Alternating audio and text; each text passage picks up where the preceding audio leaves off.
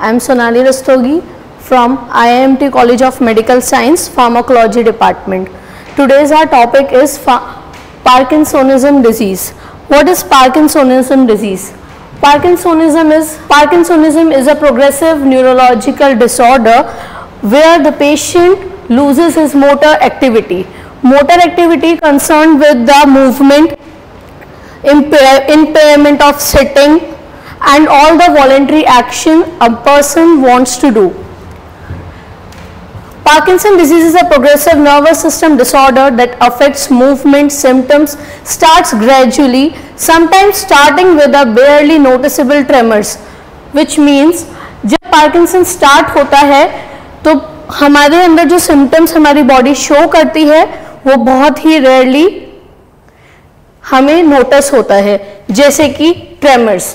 What is tremor? Tremor means shaking of the body. It starts with the shaking of head, which mainly occur at the age of 60, but this symptom is highly noticeable and tremors can be common, but the disorder also commonly causes stiffness or slowing of movement. जब condition और verse होती जाती है तो हमारी body में stiffness आ जाती है, which means adrenergic system get activated. So this disorder commonly cause stiffness in the body. Stiffness means where the body become rigid. Body become rigid, which continuously making the movement slow in the body. So we can say in an easy language, in Parkinson, it is a neurodegenerative disease where symptoms gradually starts with tremor, which means it starts with shaking of the body and gradually it increases symptoms in body rigidity, that means stiffness and slowing of movements. What causes Parkinson's disease? The most prominent signs and symptoms of Parkinson disease occurs when nerve cells in the basal ganglia, an area of brain that controls movement, become impaired or die. So here we are discussing about basal ganglia. Basal ganglia is a part of a brain. It is a part where all the neurons are located for which are responsible for oculomotor movements. That is why when in basal ganglia area of brain that controls movement become impaired or die, where the nerve cells of basal ganglia dies and become impaired. Normally these nerve cells or neurons produce an important brain chemical known as dopamine. Basal ganglia में हमारे ऐसे neurons होते हैं जो हमारे motor control को activate करते हैं या हमारे मोटर मूवमेंट को कंट्रोल करते हैं. उसके साथ साथ वहां पर कौन से केमिकल प्रोड्यूस होते हैं? Dopamine, which is very important for parkinsonism. When the neuron die and or become impaired, they produce less dopamine, which causes the movement of problems associated with the disease. जब भी हमारे basal ganglia में neurons की या nerve cell की death होती है तो वहां पर प्रॉब्लम आती है, यानी कि they produce less dopamine. Nerve cells वहां ऐसे मौजूद होते हैं जिन नर्व सेल से डोपामीन रिलीज होता है, और जब बेसल गैंग्लिया के नर्व सेल्स डैमेज हो जाते हैं, they become impaired, they do not release much amount of dopamine, which results in the parkinsonism. But here scientists still do not know what causes the neurons to die. हमें ये पता है कि basal ganglia में जो nerve cells हैं, neurons हैं, वो डोपामीन रिलीज करवाते हैं ताकि हमारी बॉडी में डोपामीन और एसिटाइल कोलिन का लेवल बैलेंस रहे, हमारी बॉडी का मूवमेंट, मूड सब कुछ इक्विवेलेंट में रहे. पर लेकिन हमने कहा कि बेसल गैंग्लिया में जब नर्व सेल्स जो प्रेजेंट होते हैं वो डाई कर जाते हैं या डैमेज हो जाते हैं तो वहां से डोपामीन कम रिलीज होता है। डोपामीन कम रिलीज होता है जो कि रिजल्ट करता है किसमें, पार्किंसन में। पर लेकिन ये रीजन अभी तक नहीं पता चल पाया है कि न्यूरॉन्स की डेथ क्यों होती है, किस रीजन से होती है। See, these are the stages of Parkinson's disease. Stage 1, develop mild symptoms but able to go about day to day life. जब पार्किंसन स्टार्ट होता है तो क्या होता है, बहुत ही माइल्ड सिम्टम्स होते हैं, यानी कि ट्रेमरिंग, बट लेकिन जो पेशेंट होता है वो अपने डे टू डे लाइफ के काम अपने आप कर सकता है। दैट मीन्स चलना फिरना, उठना बैठना, they do not need any kind of help और सपोर्ट। फिर स्टेज 2 आती है, where the symptoms such as tremors and stiffness begin to worsen, may develop poor posture or have trouble walking. जैसे जैसे लेवल या डिग्री ऑफ पार्किंसन बढ़ता है वैसे वैसे सिम्टम्स और ज्यादा वर्स होने चले जाते हैं। जैसे कि बॉडी में ट्रेमर्स होते हैं, यानी कि बॉडी में शेकिंग होती है, स्टिफनेस आ जाती है, बॉडी में बहुत ज्यादा रिजिडिटी आ जाती है। रिजिडिटी आने की वजह से क्या होगा, हमारी बॉडी का जो पोस्चर है वो इम्बैलेंस हो जाएगा और हमें चलने फिरने में तकलीफ होगी। फिर हमारी आती है stage 3, movement become to slow down, loss of balance. जब हमारी बॉडी में रिजिडिटी होती है तो हमें पोस्चरल मूवमेंट में प्रॉब्लम होती है, पोस्चरल मूवमेंट के साथ साथ हमें चलने में भी प्रॉब्लम होती है। जब चलने में प्रॉब्लम होगी और उसके साथ साथ अगर हमें हाथ भी उठाने में प्रॉब्लम होगी तो उसमें क्या होगा, हमारी बॉडी का बैलेंस लूज हो जाएगा, जहां रिस्क रहेगा गिरने का। Stage 4, symptoms are severe and cause significant issue with the day-to-day living, unable to live alone and will need care. और जैसे जैसे कंडीशन वर्स होती जाएगी, स्टेज पार्किंसन का बढ़ता जाएगा, वैसे ही वैसे ये ज्यादा सिम्टम्स जो हैं और ज्यादा सीवियर होते जाएंगे। सीवियर होने का मतलब हो जाएगा कि जो हमारी डे टू डे लाइफ है, दैट मीन्स हम अपने बिना सहारे के चल नहीं सकते, हम बेड से उठ नहीं सकते, हम बिना सहारे के बैठ नहीं सकते, हम अपने डेली नीड के काम पूरी तरीके से नहीं कर पाएंगे। और एक वक्त ऐसा आएगा where walking or standing may be impossible at this point. People at this stage are often confined to a wheelchair or bed. Body posture में रिजिडिटी होने के कारण से हमारे सिम्टम्स बॉडी में इतने सीवियर हो जाएंगे कि हम डे टू डे लाइफ का काम नहीं कर पाएंगे और कंडीशन इतनी वर्स हो जाएगी कि पेशेंट या तो व्हील चेयर पे आ जाएगा या फिर बेड पर हो जाएगा। Next is etiology of Parkinson, which means कि पार्किंसन होने के क्या क्या कारण हो सकते हैं। Exact reason is unknown because we do not know why the neurons present in basal ganglia undergoes in cellular death, okay. But heredity, which means अगर फैमिली में फर्स्ट जनरेशन में किसी को पार्किंसन की प्रॉब्लम है तो इट इज लाइकली पॉसिबल कि वो सेकेंड जनरेशन में भी फॉरवर्ड होगा। फैमिली हिस्ट्री, हैविंग वन और more close relative with the disease increase the rise of getting. अगर एक या एक से ज्यादा जो ब्लड रिलेशन के रिलेटिव्स होते हैं from maternal side as well as from paternal side, तो वहां पर भी पार्किंसन होने के चांसेस होते हैं। फिर advancing as above 60 years mostly scene. अगर ये आपको किसी हेरिडिटी की वजह से या फैमिली हिस्ट्री की वजह से पार्किंसन होता है तो it will be mostly above 60 year old. Sex, male are more likely to get then female. Male candidates को यानी कि मेल्स में, आदमियों में ये बीमारी ज्यादा देखी जाती है in comparison to females. Low estrogen level, most menopausal women who do not use hormone replacement therapy are more risk of getting the disease.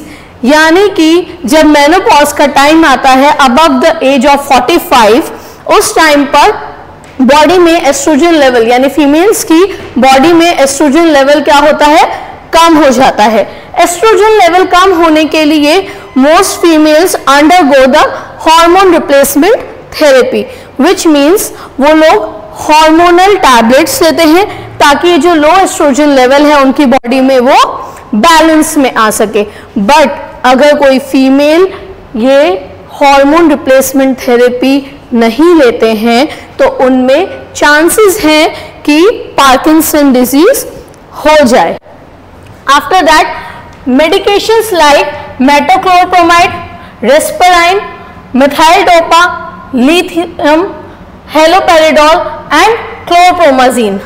We will discuss all these drugs in the next chapter within detail, but metochlorpromide, rezapine, methyl-dopa, lithium, haloperidol and chlorpromazine, these are the drugs which on having side effects causes Parkinson, which means अगर long term therapy में हम metoclopramide, रेज़ेपाइन, methyl-dopa, lithium, haloperidol या फिर chlorpromazine drug का use करते हैं, long term therapy लेते हैं, तो देयर आर मोर चांसेस कि वो patient after the age of 60 they will suffer from the Parkinson.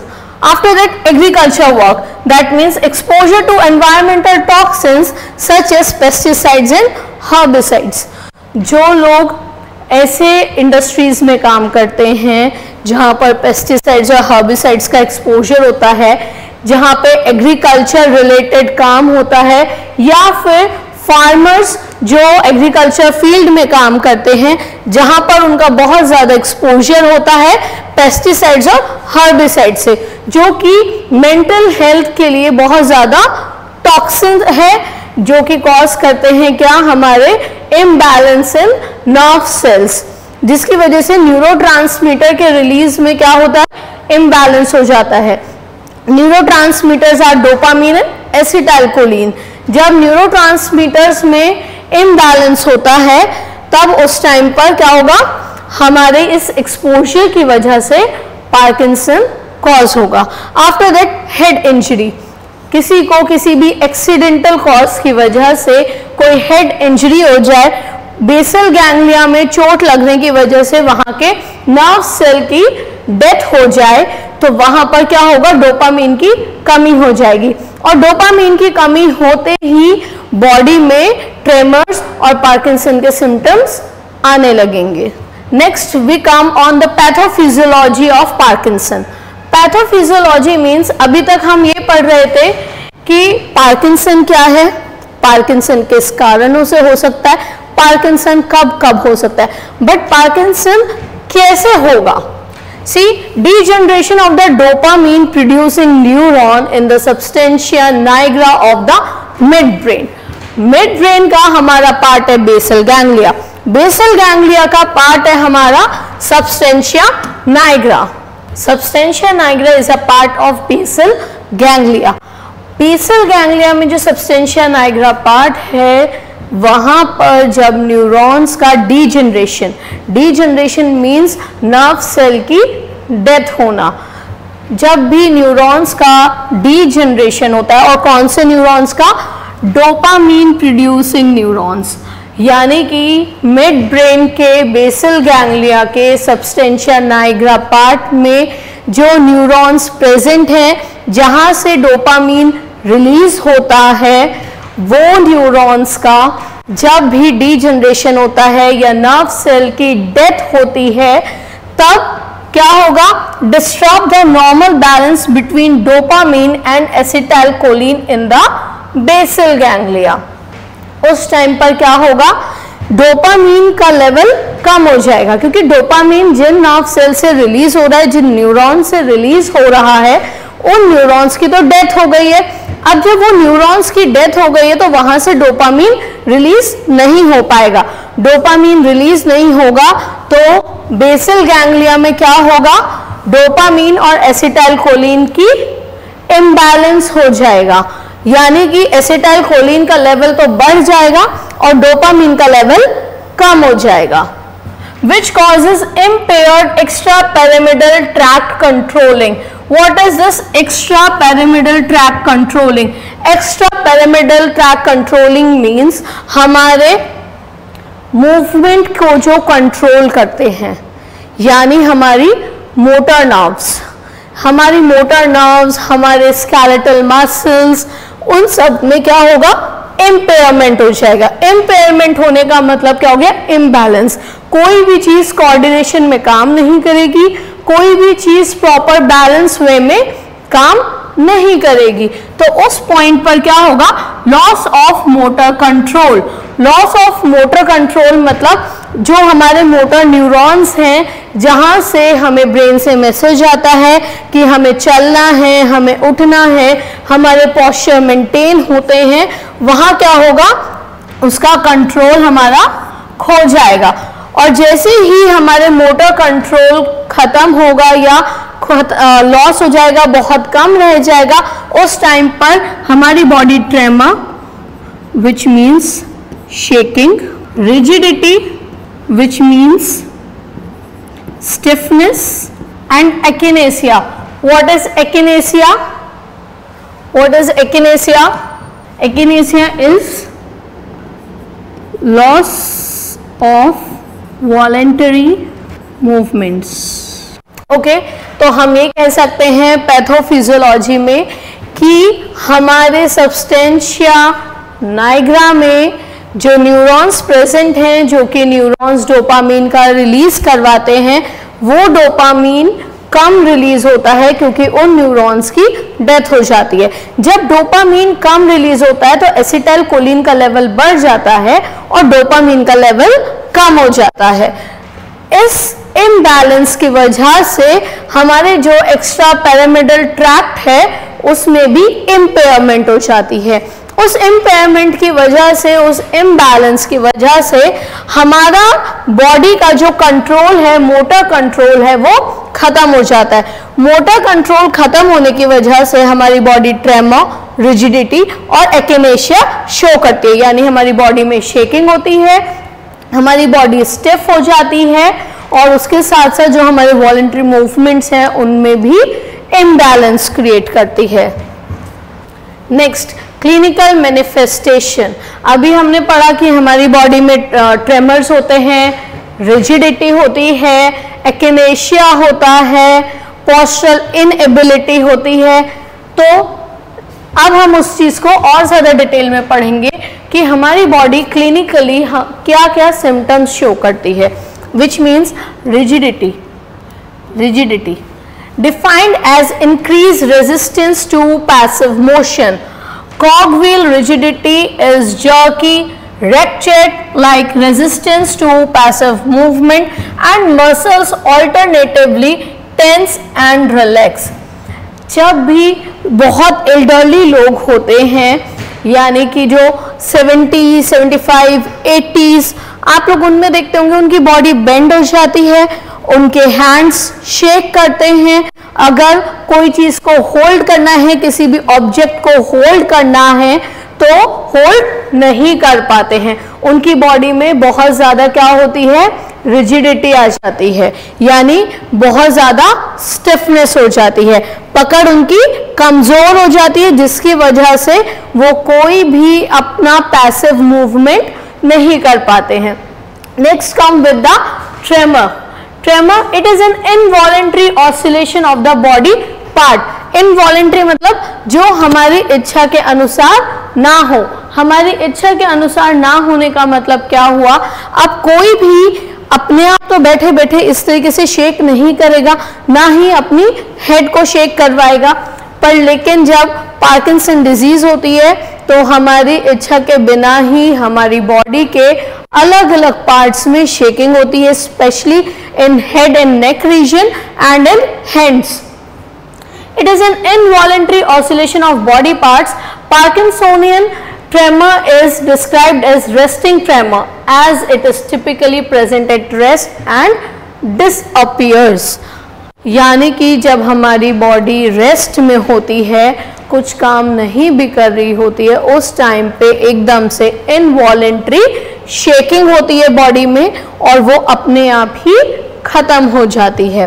Then एकिनेशिया यानी absence of movement. Movements of freezing may occur and are characterized by a sudden break and block in movement. यानी कि चलते चलते रुक जाना, अचानक से ही कोई भी मूवमेंट ना होना, बॉडी में एकदम फ्रीज्ड हो जाना। सडन ब्रेक यानी कि अगर आप सहारे से किसी सपोर्ट से आपको कोई उठा रहा है, चला रहा है, तो एकदम से बॉडी इतनी रिजिड और इतनी स्टिफ हो जाती है कि आप एक मूवमेंट भी अपनी मर्जी से आगे नहीं कर पाते हैं। Then postural instability. Postural instability is common. Patient may describe being unable to stop themselves from going forward or backward. It doesn't mean going forward and backward doesn't mean कि इंसान खड़े खड़े चलने लगता है। It just अगर कोई बैठा हुआ है चेयर पे तो वो आगे की तरफ गिर सकते हैं, वो अपने आप को कंट्रोल नहीं कर पाएंगे कि वो अपने पोस्चर को मेंटेन कर ले। अगर वो चेयर पे बैठे हुए हैं तो इट इज मोर लाइकली कि वो आगे की तरफ गिर जाएंगे, या साइड में अगर सपोर्ट नहीं होगा तो वो साइड में गिर जाएंगे। जहां भी उन्हें सपोर्ट सिस्टम की कमी होगी क्योंकि उनकी बॉडी में पोस्चरल इनेबिलिटी है, उनकी बॉडी किसी भी करेक्ट पोस्चर में नहीं बैठ सकती है, तो जहां भी सपोर्ट नहीं होगा वो उसी side it is more likely to fall. Next with come symptoms. Hypomimia. Hypomimia is limit the accurate expression of emotion in the face due to a decrease in speed and coordination with which the facial musculature is activated. It means कि जो चेहरे के expressions होते हैं, like अगर हम हंसते हैं तो हमारी मसल मूवमेंट हेल्प करती है। इफ़ वी क्राई उसमें भी हमारी फेशियल मस्कुलर मूवमेंट हमारा हेल्प करती हैं। बट जो लोग पार्किंसन से सफ़र करते हैं उनमें हमें क्या सिम्टम्स दिखाई देते हैं? हाइपोमीमिया। हाइपोमीमिया, इस हाइपोमीमिया में क्या होगा? Loss of facial expressions. Then drooling of saliva. Drooling of saliva means increased secretion of saliva. After that, low volume speech. Low volume speech means loss, or we can say decreased movement of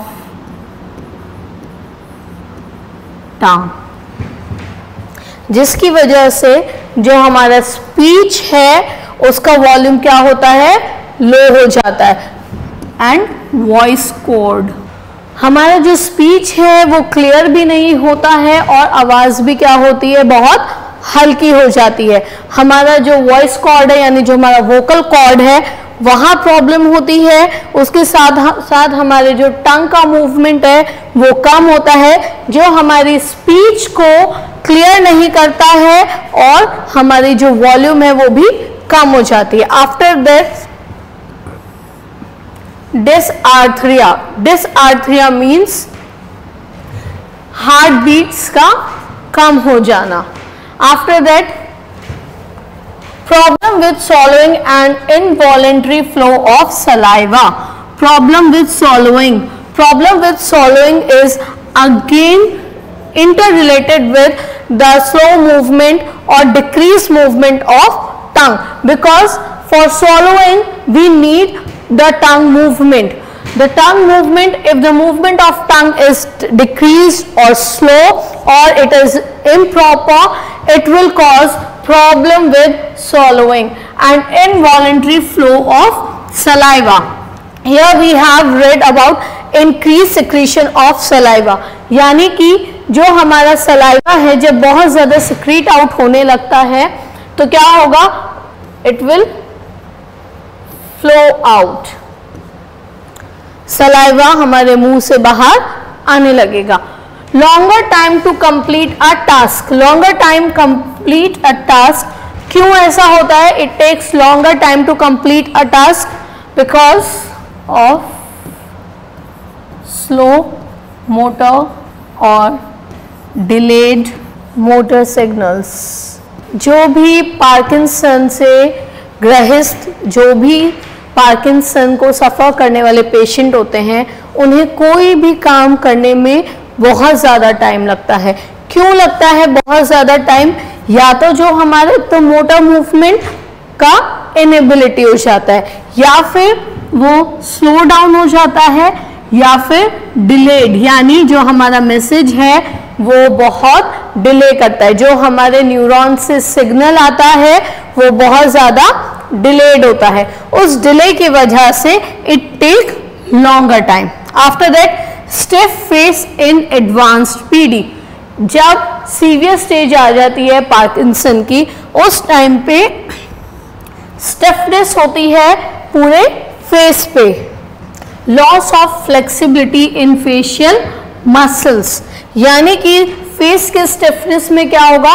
जो हमारी facial muscles हैं, जो help करती हैं हमें chew करने में, बोलने में और हमारे फेशियल एक्सप्रेशंस में, वहाँ क्या होगा? वो फ्लेक्सिबिलिटी मसल्स में क्या होगी?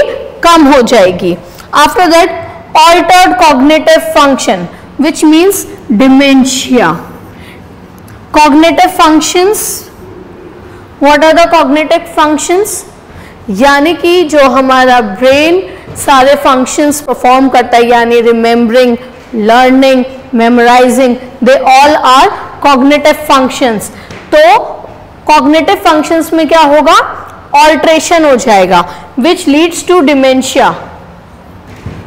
डिमेंशिया मीन्स जो भी हमारा पर्सन है, या तो वो किसी इमेजिनेशन में चला जाएगा, या फिर ब्लड मेमोरी, या तो उसे पूरा कुछ याद नहीं रहेगा, जिसे हम कहते हैं बरगलाना, हिंदी में हम कहते हैं उसे बरगलाना। डिमेंशिया में चला जाएगा, मतलब कभी कुछ बोलेगा, कभी कुछ बोलेगा, दो अलग अलग इंसिडेंट्स को मिक्स कर देगा।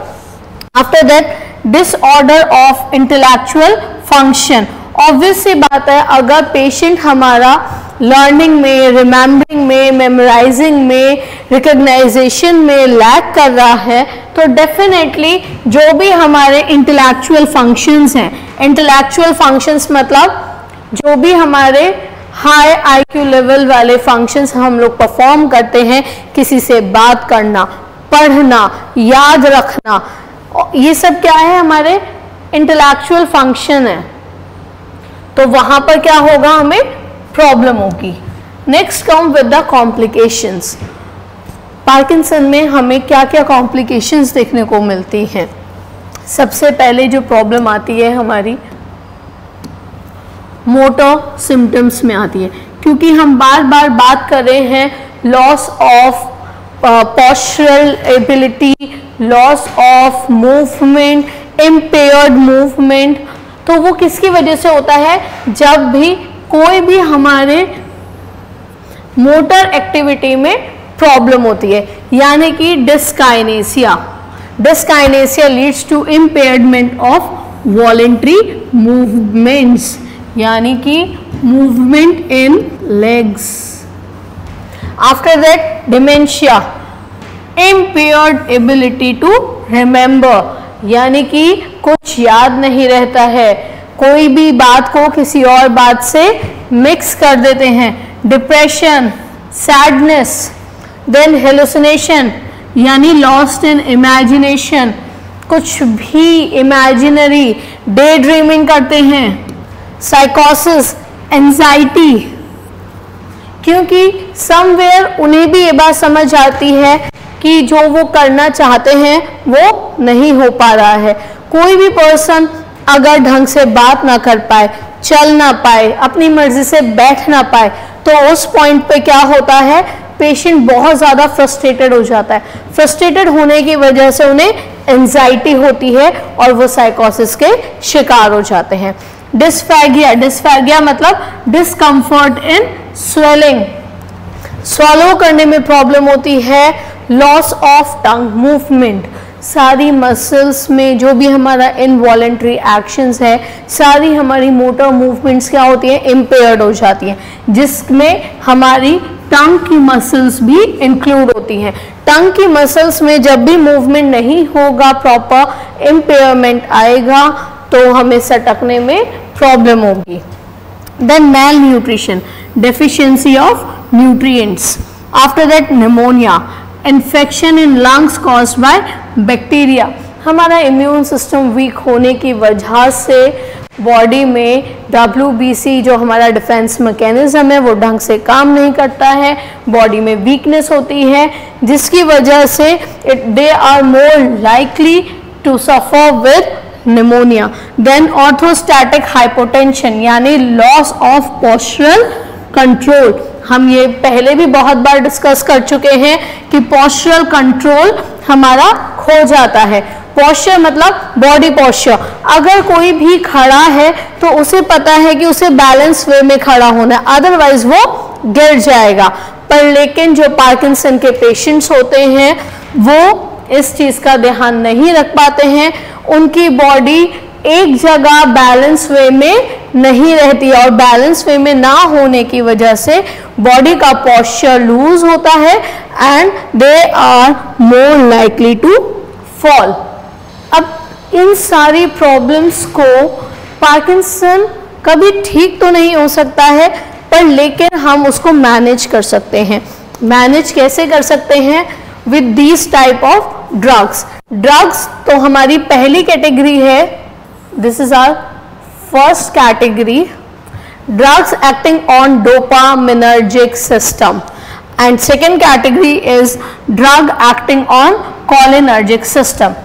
हमने बार बार पढ़ा कि डोपामीन की कमी होना और एसिटाइलकोलिन का लेवल बढ़ जाना, यानी पार्किंसन में डोपामीन का लेवल कम हो जाता है और एसिटाइलकोलिन का लेवल बढ़ जाता है, और इसी इम्बैलेंस की वजह से पार्किंसन में प्रॉब्लम्स आती हैं, पेशेंट को बहुत सारे कॉम्प्लिकेशंस देखनी पड़ती हैं। तो हमारे दो टारगेट हैं इसको कंट्रोल करने के, या तो हम डोपामीन को लेवल जो कम हो रहा है उसे बढ़ा दें, और सेकेंडली जो हमारा कोलिनर्जिक सिस्टम यानी कि जो एसिटाइलकोलिन है जिसका लेवल बढ़ रहा है उसे कम कर दे, यानी दोनों को बैलेंस में लेके आए। तो जब भी हम डोपामिनर्जिक सिस्टम पे एक्ट करने की बात करते हैं तो उसमें हमारी सबसे पहली जो ड्रग आती है, यानी डोपामीन प्रिकर्सर कैटेगरी की जो ड्रग आती है, that is levodopa,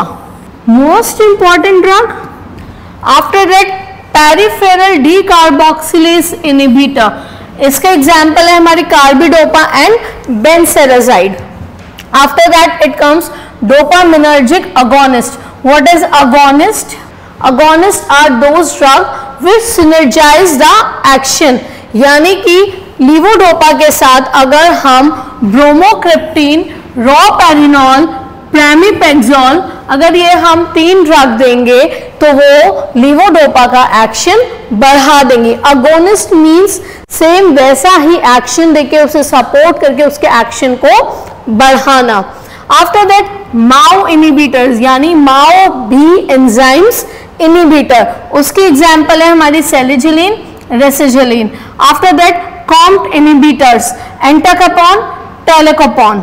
then dopamine facilitator, that is amantadine. और अगर हम कोलिनर्जिक सिस्टम पे काम करेंगे तो हम क्या करेंगे? सेंट्रल एंटीकोलिनर्जिक, एंटीकोलिनर्जिक्स, एंटी मतलब अगेंस्ट में, हमें तो एसिटाइलकोलिन का लेवल कम करना है ना, तो हम उसका एंटीडोट देंगे, तो उसके लिए हम एंटीकोलिनर्जिक्स देंगे, जो कि हमारी क्या है?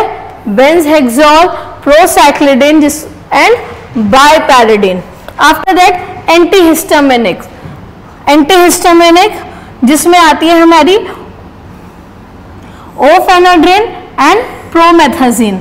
अब जो भी हमने ड्रग्स की बात की, 2 क्लास के ड्रग की बात की, drugs acting on dopaminergic system and drug acting on cholinergic system. Now, how dopaminergic drugs act?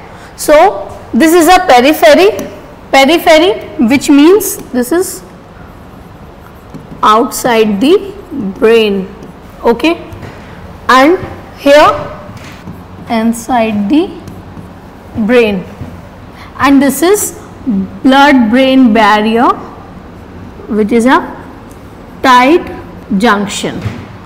हम सबको पता है कि हमारे ब्रेन में ब्लड ब्रेन बैरियर होता है जहां पर एस्ट्रोसाइट सेल्स का टाइट जंक्शन होता है. उस टाइट जंक्शन की वजह से कोई भी ड्रग इतनी आसानी से ब्लड ब्रेन बैरियर को क्रॉस नहीं कर पाती है. And same goes with all other drugs. जैसे कि डोपामीन की कमी होती है तो हम डोपामीन का ड्रग दे सकते हैं, हम बाहर से डोपामीन दे सकते हैं. दैट्स ट्रू, हम डोपामीन दे तो सकते हैं, पर डोपामीन को हम कैसे देंगे? लीवोडोपा की फॉर्म में देंगे. क्यों लीवोडोपा? क्योंकि ब्लड ब्रेन बैरियर को क्रॉस कौन करेगा? सिर्फ lipid drugs, lipid soluble drugs, lipophilic drugs, जो कि ब्लड ब्रेन बैरियर को क्रॉस कर सकती हैं. Now here come the mechanism. Like levodopa is a drug. It is formulated with a lipophilic solution. That's why it comes as a levodopa. तो जब भी blood brain barrier के बाहर हमारे कुछ एंजाइम्स होते हैं, यानी कि COMT and DDC. COMT and DDC का काम क्या होता है? COMT और DDC का काम क्या होता है?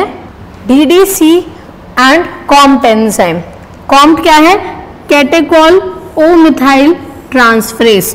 And what is DDC? Dopa decarboxylase. तो ये जो दो एंजाइम्स हैं हमारे, ये हमारी पेरिफेरी पे यानी ब्लड ब्रेन बैरियर के बाहर प्रेजेंट होते हैं. तो जब भी पार्किंसन पेशेंट ड्रग लेता है यानी लीवोडोपा लेता है, तो वहां पर दो एंजाइम्स होते हैं COMT एंड DDC, जिनका काम क्या होता है? लीवोडोपा का डिग्रेडेशन करना, यानी कि लीवोडोपा में से डोपामीन को रिलीज करवाना. तो अगर लीवोडोपा से डोपामीन यही बन जाएगा तो फिर ये ब्लड ब्रेन बैरियर को क्रॉस ही नहीं कर पाएगा, क्योंकि अब ये ड्रग तो लिपोफिलिक नहीं रही. अब ये ड्रग अगर लिपोफिलिक नहीं रही तो फिर ये अपना थेरेपेटिक इफेक्ट कैसे देगी? तो उसके लिए हम ड्रग यूज करते हैं हमारी कार्बिडोपा, बेंसेराजाइड, टोलाकापॉन एंड एंटाकापॉन.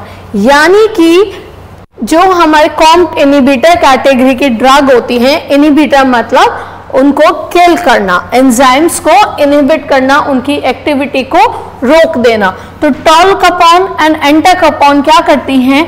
ये जो COMT एंजाइम यहाँ प्रेजेंट है उसे इनहिबिट कर देती है. तो ये COMT एंजाइम मर जाता है और लीवोडोपा को खराब नहीं करता है. In a same way carbidopa and benserazide हम देते हैं जो DDC एंजाइम को इनहिबिट करता है.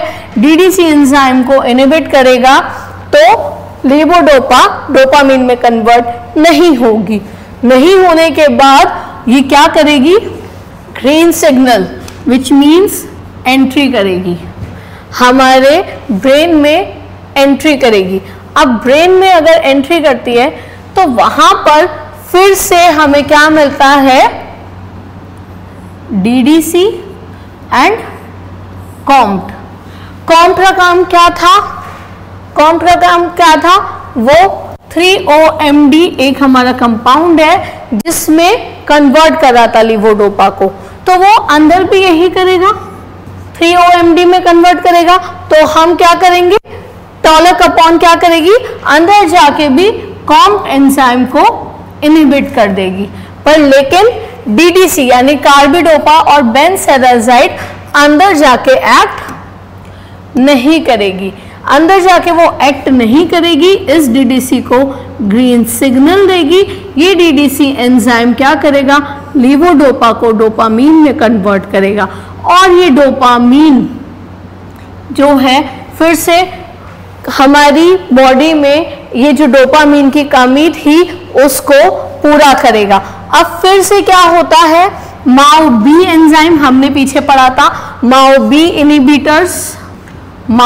इनहिबिटर्स हम देते हैं ताकि कॉम्ट के लिए तो हम ऑलरेडी ड्रग दे ही रहे हैं टोलाकापॉन, अब हम माओ बी इनहिबिटर भी देंगे जो कि डोपामीन को डोपैक में कन्वर्ट करती है, हमें उसकी जरूरत नहीं है और उस कैटेगरी की ड्रग है हमारी सैलिजिलिन। तो हम एक बार फिर से हमारी जो डोपामिनर्जिक सिस्टम पे काम करने वाली ड्रग्स हैं उनका मैकेनिज्म ऑफ एक्शन यानी वो किस तरीके से काम करती हैं वो देखते हैं फिर से। जैसे कि हमारी जो ड्रग है levodopa, it is a precursor drug, ठीक है। लीवोडोपा, क्यों लीवोडोपा है, क्योंकि डोपामीन ब्लड ब्रेन बैरियर को क्रॉस नहीं कर सकता है तो हम उस ड्रग को लिपोफिलिक बनाते हैं। लिपोफिलिक बनाते हैं तो वो हो जाती है लीवोडोपा। अब जैसे ही लीवोडोपा का एडमिनिस्ट्रेशन होता है, एडमिनिस्ट्रेशन के बाद वो हमारे पेरिफेरी पे पहुंचती है तो वहां हमारे दो एंजाइम प्रेजेंट होते हैं, Comte enzyme and DDC enzyme. Comte enzyme का काम होता है लीवोडोपा को डिग्रेड करके 3-OMD में कन्वर्ट करना और डीडीसी का काम होता है लीवोडोपा को डिग्रेड करके डोपामीन में कन्वर्ट करना। अब अगर डोपामीन बाहर ही कन्वर्ट हो जाएगा तो वो ब्लड ब्रेन बैरियर को क्रॉस नहीं कर पाएगा, तो हमें इन दोनों एंजाइम्स के इनहिबिटर्स चाहिए, यानी Comte inhibitor and dopa D carboxylase inhibitor. Comte inhibitor के एग्जाम्पल है हमारे टोलाकापॉन एंड एंटाकापॉन। डीडीसी के हमारे डी कार्बोक्सिलेज एंजाइम इनहिबिटर्स हैं कार्बिडोपा एंड बेंसेराजाइड। तो इसमें क्या होगा, जब हम लीवोडोपा के साथ कॉम्बिनेशन में टेलाकापॉन, एंटाकापॉन, कार्बिडोपा या बेंसेराजाइड देंगे तो वो यहाँ पर इन एंजाइम को इनहिबिट कर देंगे। इनहिबिट का मतलब ये होगा कि लीवोडोपा हमारे ब्लड ब्रेन बैरियर को क्रॉस कर जाएगी।